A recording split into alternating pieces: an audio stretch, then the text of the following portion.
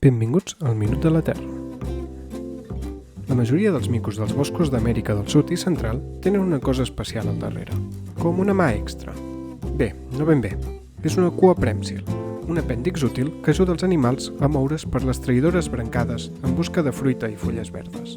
De fet, aquestes cues són tan útils que els micos d'Amèrica les han desenvolupat en dues branques separades de l'evolució, així com ho han fet dotzenes d'altres mamífers, rèptils, amfibis o peixos. Però hi ha un gran grup de micos que no les han desenvolupat.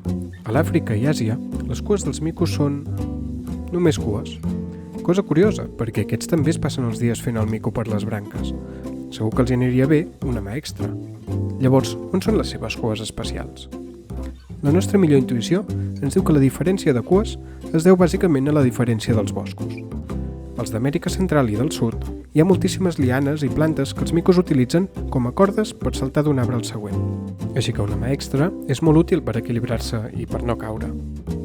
Però a l'altra banda del món, especialment a l'Àsia, d'on tenim més dades, els boscos tenen menys lianes i els micos baixen al terra per anar d'un arbre al següent.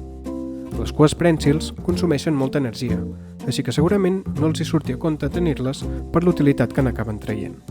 Per altra banda, també pot ser que no hi hagi una raó purament evolutiva i que per casualitat uns hagin acabat evolucionant fins a tenir la cua prènsil i els altres no. Si bé és cert que el fet de que en dues branques independents de l'evolució de les Amèriques hagin acabat desenvolupant-les ens empeny a aferrar-nos a la idea de l'entorn. El cas és que quan cal, la cua actua. M'agrada. Em subscric.